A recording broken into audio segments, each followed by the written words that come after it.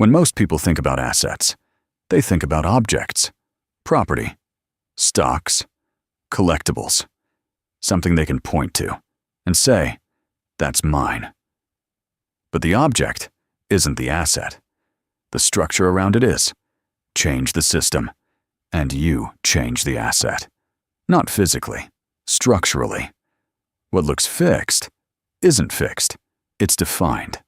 And definitions can be rewritten.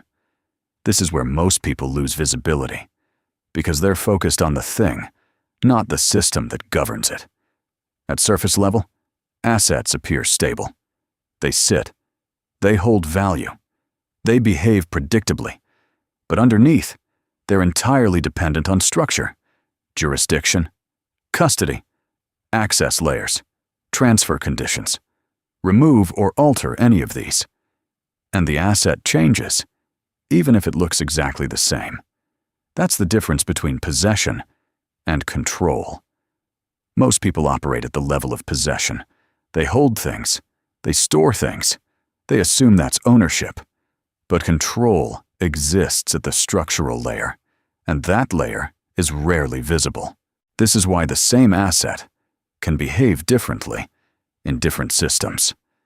Not because the asset changed, but because the structure did.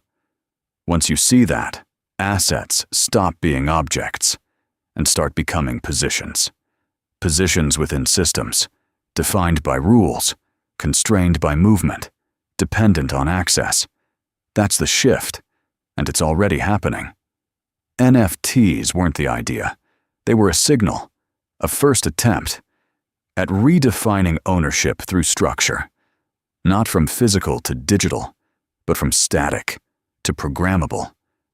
Most people dismissed it because they were looking at the surface, images, hype, speculation.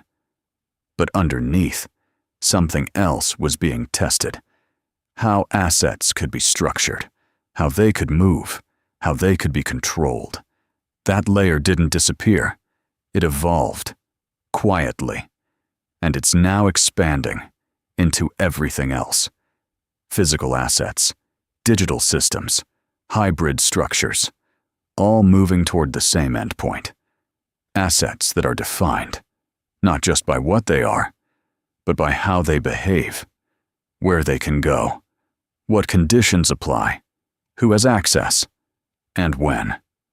At higher levels, assets aren't viewed individually. They're mapped, positioned within systems that determine flow, exposure, and optionality.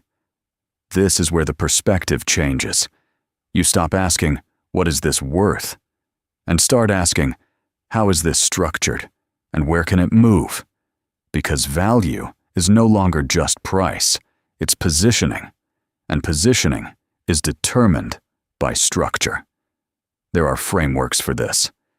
Systems designed to track structure, movement, and opportunity across multiple layers at once, not at the surface, but underneath it, where assets are no longer static. They're dynamic, responsive, conditional, programmable. And once you start seeing assets this way, you realize something. The gap isn't in value, it's in understanding between those who see structure and those who only see objects. That's where the advantage sits, and that gap is widening. Because once assets become structural, they stop behaving the way most people expect. And once that happens, the rules change, not publicly, not loudly, but systemically. And by the time it becomes obvious, it's already been in motion for a long time.